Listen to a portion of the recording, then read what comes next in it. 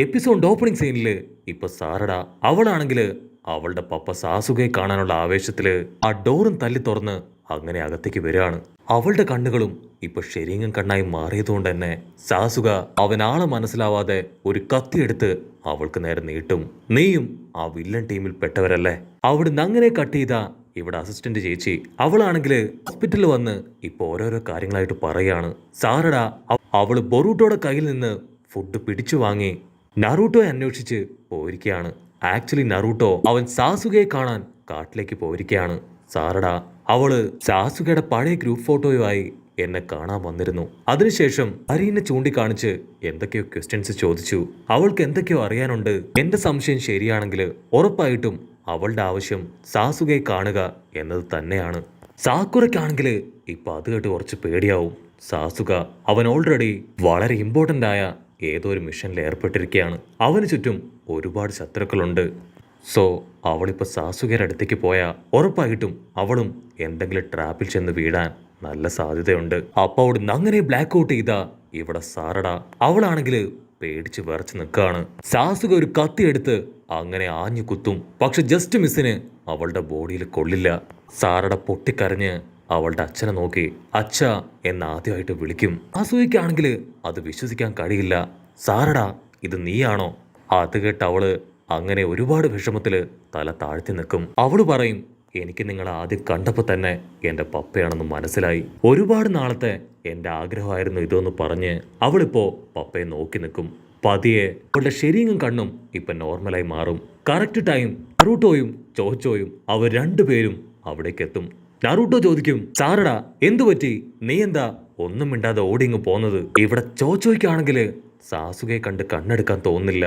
ഇത്രയും ഹാൻസം ആയിട്ടുള്ള ആളെ എൻ്റെ ലൈഫിൽ ഞാൻ കണ്ടിട്ടില്ല എന്ന് പറഞ്ഞ് അവളിപ്പോ സാസുകയുടെ കൈയൊക്കെ എടുത്ത് അവളുടെ തലയിൽ വെച്ച് നോക്കും. ഇനി ഞാൻ സ്വപ്നത്തിൽ കണ്ട പപ്പ അത് ഇദ്ദേഹമാണോന്നൊക്കെ പറഞ്ഞ് അവൾ ചെക്ക് ചെയ്യും. ഉടനെ സാസുക നറൂട്ടോ നീ എന്തിനാണ് ഇവരെയും കൂട്ടി ഇവിടേക്ക് വന്നത്? നീ ഒറ്റയ്ക്ക് വരുന്നു എന്നല്ലേ എന്നോട് പറഞ്ഞത്? അത് കേട്ട് സാറടാ ആക്ച്വലി ഇത് ഹൊക്കാഗയുടെ മിസ്റ്റേക്ക് അല്ല. എനിക്ക് പപ്പയെ നേരിട്ട് കാണണമെന്ന് ഒരുപാട് കാലമായിട്ടുള്ള ആഗ്രഹമാണ്. ഇപ്പോൾ അതിന് മറ്റൊരു കാരണം കൂടെ ഉണ്ട്. എനിക്കെൻ്റെ അമ്മ അതാരാണെന്ന് അറിയണം. ചോദിച്ചറിയാനാണ് ഇത്രയും കഷ്ടപ്പെട്ട് ഞാൻ പപ്പയെ കാണാൻ ഇവിടേക്ക് വന്നത്. അതേസമയം ഇവിടെ ഹോസ്പിറ്റലില് സാക്കുറ പറയും ഞാൻ ഇത്രയും കാലം എല്ലാവരുടെയും മുൻപിൽ വലിയൊരു സത്യം മറച്ചു വെച്ചിരിക്കുകയായിരുന്നു. സാറിടയ്ക്ക് ഓൾറെഡി അവളുടെ ശരീരം കണ്ണ് അത് അവേക്കനായി. അതാരും അറിയാതിരിക്കാനാണ് ഇത്രയും കാലവും ഞാൻ ഒരുപാട് കഷ്ടപ്പെട്ടത്. അവളുടെ അച്ഛനെക്കുറിച്ച് ഓർത്തോർത്ത് ടെൻഷൻ അടിച്ച് വിഷമിച്ച് അങ്ങനെ പതിയെ അവളുടെ ശരീരം കണ്ണ് അത് അവേക്കനായി മാറി. അസിസ്റ്റന്റ് ചേച്ചിയാണെങ്കിൽ അത് കേട്ട് ഷോക്കാവും. അവൾ ചോദിക്കും ആ ഫോട്ടോയിലുള്ള ആൾക്കാര് അതാരൊക്കെയാണെന്ന് നീ ഇതുവരെ അവളോട് പറഞ്ഞിട്ടില്ലേ? ഉടനെ സാക്കുറ അവൾ ടെൻഷനാവും. എന്നെ കൊണ്ട് അതിന് ഒരിക്കലും കഴിയുമായിരുന്നില്ല. അവളുടെ അച്ഛൻ പണ്ട് ലീഫ് വില്ലേജിനെതിരെ പ്രവർത്തിച്ചിരുന്ന ഒരാളായിരുന്നെന്ന് പറയാൻ എനിക്ക് സാധിക്കില്ല. അതിന് അസിസ്റ്റന്റ് ചേച്ചി പറയും ഓൾറെഡി സാസുക ഇപ്പൊ ചേഞ്ചായി. സോ ഒരു കാരണവശാലും അവൾ സാസുകയെ വെറുക്കില്ല. ഈ കാര്യങ്ങളെല്ലാം തന്നെ നിനക്കവളെ പറഞ്ഞ് മനസ്സിലാക്കാൻ കഴിയുമായിരുന്നു. അതിന് സാക്കുറ പറയും ഞാനൊരു ഫെയിലിയറായ അമ്മയാണ്. ഇവിടെ സാറുടെ ആണെങ്കിൽ ഒരുപാട് ദേഷ്യപ്പെട്ട് സാസുകയോട് ചോദിക്കും സത്യം പറയും എന്റെ റിയൽ അമ്മ അതാരാണെന്ന് നിങ്ങൾ ഇപ്പോഴെങ്കിലും പറഞ്ഞേ പറ്റൂ. സാസുകയ്ക്കാണെങ്കിൽ ഒന്നും മനസ്സിലാവില്ല. അവൻ വണ്ടറടിച്ച് നിൽക്കും. അവള് പറയും ഞാൻ ഈ ചോദ്യം ചോദിക്കാൻ വ്യക്തമായ കാരണമുണ്ട്. നിങ്ങൾ ഇതുവരെ എന്നെ കാണാൻ വന്നിട്ടില്ല. എന്റെ അമ്മയുടെ കൂടെ ടൈം സ്പെൻഡ് ചെയ്തിട്ടില്ല. മാത്രമല്ല ഈ ഫോട്ടോയിൽ കാണുന്ന ലേഡി അവരെ കാണാൻ ഓൾമോസ്റ്റ് എന്നെ പോലെ തന്നെയാണ്. ഞാൻ ഉപയോഗിക്കുന്ന അതേ സ്പെക്സ് തന്നെയാണ് അവരുപയോഗിക്കുന്നത്. ഇത്രയും നാൾ എന്തുകൊണ്ട് നിങ്ങൾ ഞങ്ങളെ തേടി വന്നില്ല? അതിന് സാസുക അവൻ ദേഷ്യപ്പെട്ടു പറയും ഈ കാര്യങ്ങളൊന്നും എനിക്ക് നിന്നോട് പറയേണ്ട ആവശ്യമില്ല. സാറടയ്ക്കാണെങ്കിൽ അത് സഹിക്കില്ല. അവൾ ഫുൾ കലിപ്പില് ഇപ്പൊ പുറത്തേക്ക് ഇറങ്ങി ഓടും. ഉടനെ ചോച്ചോയും അവളുടെ പിന്നാലെ തന്നെ പോവും. നറൂട്ടോയ്ക്കാണെങ്കിൽ സാസുകയുടെ ആറ്റിറ്റ്യൂഡ് തീരെ ഇഷ്ടാവില്ല. സാസുക അവളൊന്നുമില്ലെങ്കിലും നിന്റെ മകളല്ലേ, നീ എന്തുകൊണ്ടാണ് ഗ്രാമത്തിലേക്ക് വരാത്തത്? നീ ഇത്രയും കാലം എന്ത് ചെയ്യുകയായിരുന്നു എന്നുള്ള എല്ലാ കാര്യങ്ങളും അവളോട് തുറന്നു പറഞ്ഞൂടെ? അപ്പൊ അവിടുന്ന് അങ്ങനെ കട്ട് ചെയ്ത് ഇപ്പൊ ഒരു ഫ്ലാഷ് ബാക്ക് കാണിക്കും. ഫ്ലാഷ് ബാക്കില് സാസുക നറൂട്ടോട് പറയും കാഗുയെ പോലെ ആരോ ഈ ലോകത്ത് ഇപ്പോഴും ജീവിച്ചിരിപ്പുണ്ട്. അതുറപ്പായിട്ടും ഇന്നല്ലെങ്കിൽ നാളെ നമുക്ക് വലിയൊരു വിനയായിട്ട് മാറും. അതിനുള്ളില് എനിക്കത് കണ്ടെത്തണം. അതിന് നറൂട്ടോ പറയും ഓൾറെഡി നീ നിന്റെ ലൈഫ് അത് ഒരുപാട് കാര്യങ്ങൾക്ക് വേണ്ടി സാക്രിഫൈസ് ചെയ്ത് കഴിഞ്ഞു. ഇനി നീ സാക്രിഫൈസ് ചെയ്യുക എന്ന് പറയുന്നത് എനിക്ക് തീരെ ഇഷ്ടമല്ലാത്ത കാര്യമാണ്. സോ നമുക്ക് രണ്ടുപേർക്കും ഒരുമിച്ച് അത് അന്വേഷിക്കാം. അതിന് സാസുക പറയും, നീ ഇപ്പൊ ഈ ലീഫ് വില്ലേജിലെ ഹൊക്കാഗെയാണ്. സോ വില്ലേജിൽ നടക്കുന്ന എല്ലാ കാര്യങ്ങളും നീ വേണം കൺട്രോൾ ചെയ്യാനും സോൾവ് ചെയ്യാനും. വില്ലേജിന് പുറത്ത് അവിടെയുള്ള എല്ലാ കാര്യങ്ങളും ഞാൻ കറക്റ്റായിട്ട് മോണിറ്റർ ചെയ്യും. ഒരു കാരണവശാലും ഇത് ആരും അറിയാൻ പാടില്ല, പ്രത്യേകിച്ച് സാറട. അങ്ങനെ കട്ട് ചെയ്താ ഇപ്പൊ പ്രസന്റ് കാണിക്കും. സാസുകയാണെങ്കിൽ ഇപ്പൊ ആകെ ടെൻഷനിലാണ്. മറ്റൊരു ഭാഗത്ത് സാറട, അവൾ ഒരുപാട് വിഷമത്തില് എവിടെയോ പോയി ഒറ്റയ്ക്കിരിക്കും. അവളുടെ തൊട്ടു പിന്നാലെ ഇപ്പൊ ചോച്ചോ അവിടേക്ക് വരും. അവൾ എങ്ങനെ സാറടെ ആശ്വസിപ്പിക്കും എന്ന് കൂലങ്കക്ഷമായിട്ട് ആലോചിച്ച് കൺഫ്യൂസ്ഡ് ആയിട്ട് നിൽക്കുമ്പോഴേക്കും നാറൂട്ടോ അവിടേക്ക് വന്ന് അവളെ ആശ്വസിപ്പിക്കാൻ തുടങ്ങും. സാറട, നിന്റെ പപ്പ ഈ ലോകത്തിൽ വെച്ച് തന്നെ ഏറ്റവും പെർഫെക്റ്റ് ആയിട്ടുള്ള ഒരു ഷിനോബിയാണ്. കട്ട് ചെയ്ത ഇവിടെ അസിസ്റ്റന്റ് ചേച്ചി ആളാണെങ്കിൽ അടുത്ത ടെസ്റ്റ് എടുക്കാനായിട്ട് സാക്കുറയുടെ അടുത്തേക്ക് വരികയാണ്. റൂമിലേക്ക് വരുമ്പോ അവിടെ സാക്കുറ ഉണ്ടാവില്ല. അവൾ സാറടയെ തേടി ഓൾറെഡി അവിടുന്ന് പോയി കഴിഞ്ഞു. അടുത്ത സീനില് ആ ഷിന്നിനെയും അവന്റെ അച്ഛനെ ആയിരിക്കും കാണിക്കുക. ആ മെയിൻ വില്ലൻ അവൻ ഷിന്നിനോട് പറയും, ഒരു കാരണവശാലും ഈ ഒരു ഓപ്പർച്യൂണിറ്റി നമ്മൾ മിസ്സാക്കാൻ പാടില്ല. വില കൊടുത്തും അവരെ പിടിക്കണമെന്ന് പറഞ്ഞ് അങ്ങനെ സൂം ഔട്ട് ചെയ്ത് കാണിക്കും. അപ്പൊ ഷിന്നിനെ പോലെ ഒരുപാട് പേര് അവിടെ അങ്ങനെ നിരന്ന് നിൽക്കുന്നതായിട്ട് കാണും. മാത്രമല്ല മെയിൻ വില്ലന്റെ ബോഡിയിൽ ഒരുപാട് ശരീരം കണ്ണുകൾ അങ്ങനെ തിളങ്ങി നിൽക്കുകയാണ്. അവിടുന്ന് അങ്ങനെ ബ്ലാക്ക് ഔട്ട് ചെയ്ത് ഇവിടെ സാസുകയെ കാണിക്കും. അവനാണെങ്കിൽ എന്താ ചെയ്യേണ്ടതെന്നറിയാതെ കൺഫ്യൂഷനായിട്ട് നിൽക്കുകയാണ്. അപ്പൊ ചോച്ചോ അവിടേക്ക് വന്ന് സാസുകയുടെ കയ്യില് ആ ചിപ്സ് പാക്കറ്റ് കൊടുക്കും. നിങ്ങൾ ഇത് കൊണ്ടുപോയി സാറടയ്ക്ക് കൊടുക്കുക. അവളിപ്പോ ഭയങ്കര അപ്സെറ്റ് ആണ്.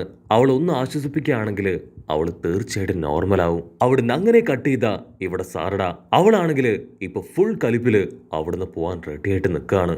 നറൂട്ടോ ആണെങ്കിൽ അവളുടെ കൈ പിടിച്ച് പറയും, ദയവ് ചെയ്ത് സാറട നീ പോവരുത്. ഇപ്പൊ നീ സാസുകയോട് സംസാരിക്കുകയാണെങ്കിൽ അവൻ എല്ലാ കാര്യങ്ങളും നിന്നോട് പറയുമ്പോഴേക്കും ആ വില്ലനും ഷിന്നും അവർ രണ്ടുപേരും അങ്ങനെ ചാടി വീണ് നറൂട്ടോയെയും സാറടയെയും അറ്റാക്ക് ചെയ്യാണ്. നറൂട്ടോ ആണെങ്കിൽ അവരെ കാണുമ്പോൾ തന്നെ കുറാമ പവർ ഉപയോഗിച്ച് സാറടയെ പ്രൊട്ടക്ട് ചെയ്യും. ഉടനെ സാസുക അവൻ അവിടേക്ക് ചാടി വീണ് അവരുമായിട്ട് പൊരിഞ്ഞ അട്ടിയിടി ഫൈറ്റ്. ആ മെയിൻ വില്ലൻ ഇപ്പൊ ഒരു കത്തി എടുത്ത് അങ്ങനെ സാസുകയുടെ ബോഡിയിൽ കുത്തി ഇറക്കും. പക്ഷെ സാസുക അവൻ സിമ്പിളായി അത് വലിച്ചൂരി ഫയർബോൾ ചിപ്സ് ഉപയോഗിച്ച് അച്ഛനെയും മകനെയും അവരെ രണ്ടുപേരെ അറ്റാക്ക് ചെയ്യും. സാസുക അവരെ അറ്റാക്ക് ചെയ്യുമ്പോഴായിരിക്കും ആ മെയിൻ വില്ലന്റെ ഡ്രസ്സ് അത് സാസുക ശ്രദ്ധിക്കുക. ടക്കാസ്കി ടീമുകാർ ഉപയോഗിച്ച അതേ ഡ്രസ്സാണ് അവൻ ഉപയോഗിച്ചത്. സാസുക ഫുൾ പവറിൽ അവന്റെ ഫയർബോൾ ചിപ്സു അതങ്ങനെ അച്ഛന്റെയും മകന്റെയും ദേഹത്തേക്ക് അങ്ങനെ അട്ടിപ്പിച്ചു വിടും. ഉടനെ അടുത്ത സെക്കൻഡ് അവർ രണ്ടുപേരും അവിടുന്ന് ഇൻവിസിബിൾ ആവും. ആരുടെ ആണെങ്കിൽ സാസുകയുടെ ഫൈറ്റ് ഒക്കെ കണ്ട് അങ്ങനെ ഷോക്കായിട്ട് നിൽക്കുകയാണ്. നറൂട്ടോ പറയും, ഇതൊക്കെ സിമ്പിൾ അല്ലേ, എന്റെ അച്ഛന്റെ യഥാർത്ഥ പവർ അതിതൊന്നും അല്ല, ഇതിലും എത്രയോ മടങ്ങ് അധികമാണ്. അവരങ്ങനെ സന്തോഷമായിട്ട് സംസാരിക്കുന്ന സമയത്ത് വീണ്ടും അച്ഛനും മകനും അവിടേക്ക് ചാടി വീഴും. സാസുക ചോദിക്കും, നീ ആരാണ്? അതിന് ഷിൻ പറയും, എന്റെ പേര് ഷിൻ. സാസുകയ്ക്ക് പിടികിട്ടും ആ മെയിൻ വില്ലന്റെ മകനാണ് ഈ ഷിൻ. അവനവന്റെ മകനെ ഒരു ഷീൽഡായിട്ട് ഉപയോഗിക്കുകയാണ്. സാസുക നറൂട്ടോട് പറയും, നറൂട്ടോ നീ സാറടയെ പ്രൊട്ടക്ട് ചെയ്യണം. അപ്പത്തേക്കും ആ വില്ലൻ അവനവന്റെ മങ്കിക്കു ഷെരിങ്ങും കണ്ണ് ഓപ്പൺ ചെയ്ത് ഇപ്പൊ സാസുകയെ അറ്റാക്ക് ചെയ്യാനായിട്ട് അങ്ങനെ ചാടി നിൽക്കുകയാണ്. സാസുക എന്തെങ്കിലും ചെയ്യുന്നതിന് മുൻപ് അവനവന്റെ വിഷ്വൽ പവർ ഉപയോഗിച്ച് സാസുകയുടെ കയ്യിലുള്ള വാള് കൺട്രോൾ ചെയ്ത് അത് നറൂട്ടോയുടെ ബോഡിയിൽ കുത്തി ഇറക്കും. ചോര തുളുമ്പി ഒരുപാട് വേദനയില് നറൂട്ടോ അവൻ അങ്ങനെ താഴേക്ക് വീഴുകയാണ്. സാറുടയ്ക്കാണെങ്കിൽ എന്താ ചെയ്യണ്ടേ എന്താ പറയണ്ടേന്നറിയില്ല. അവള് നോ എന്ന് പറഞ്ഞ് അലറി കാറാൻ തുടങ്ങും. നറൂട്ടോ പറയും, സാറടാ നീ പേടിക്കേണ്ട ആവശ്യമില്ല, ഇതൊന്നും ഒരു വലിയ അറ്റാക്കൊന്നും അല്ല. ആ വില്ലന് നല്ല വിഷ്വൽ പവർ ഉണ്ട്. അതുപയോഗിച്ചാണ് സാസുകയുടെ കയ്യിലുണ്ടായിരുന്ന സ്ക്വാഡ് അവ കൺട്രോൾ ചെയ്ത് എന്റെ ബോഡിയിൽ കുത്തി ഇറക്കിയത്. ഇവിടെ വില്ലനാണെങ്കിൽ വീണ്ടും ഒരുപാട് ബ്ലേഡുകൾ അങ്ങനെ വലിച്ചെറിയാണ്. അത് കണ്ട സാസുക അവൻ ഓടി വന്ന് ഇപ്പൊ സാറടയെ പ്രൊട്ടക്ട് ചെയ്ത് പിടിക്കും. നറൂട്ടോയ്ക്കാണെങ്കിൽ ഓൾറെഡി വലിയൊരു പരിക്ക് പറ്റിയതുകൊണ്ട് തന്നെ അവന്റെ കുറാമ പവർ അതങ്ങനെ കുറഞ്ഞു വരാനായിട്ട് തുടങ്ങും. അപ്പോഴായിരിക്കും ഒരു വമ്പ ട്വിസ്റ്റ്. നമ്മുടെ പെണ്ണ് സാക്കുറ അവളങ്ങനെ ചാടി വീണ് ആ വില്ലനെ അവനെ ഇട്ടിച്ച് തെറിപ്പിക്കും. അവളെ കണ്ട് ഒരു സെക്കൻഡ് എല്ലാവരും ഫ്രീസായി പോവും.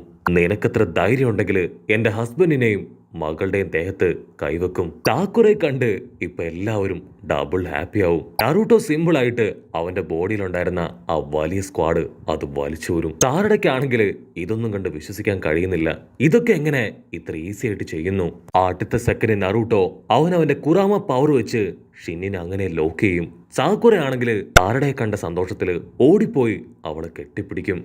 അപ്പ അവിടുന്ന് അങ്ങനെ സൂം ഔട്ട് ചെയ്ത സാറടയുടെ തൊട്ടടുത്ത് ആ ഒരു ചെറിയ ജീവി അത് സിമ്പിളായിട്ട് ഇപ്പൊ കാമുയി ജിപ്സു അതുപയോഗിച്ച് സാറടയെ അങ്ങനെ അബ്സോർബ് ചെയ്യാനായിട്ട് തുടങ്ങും. സാറടെ ആണെങ്കിൽ ഉടനെ നിലവിളിക്കാനായിട്ട് ആരംഭിക്കും. അത് കണ്ട സാക്കുറ അവന്റെ കാമുയി ജിപ്സുവിൽ നിന്ന് സാറടയെ തള്ളി മാറ്റും. പക്ഷെ എന്താ, സാക്കുറ ആണെങ്കിൽ ആ കാമുയി ജിപ്സുവിൽ പെട്ടുപോയി അങ്ങനെ മറ്റൊരു ഡയമെൻഷനിലേക്ക് പോവും.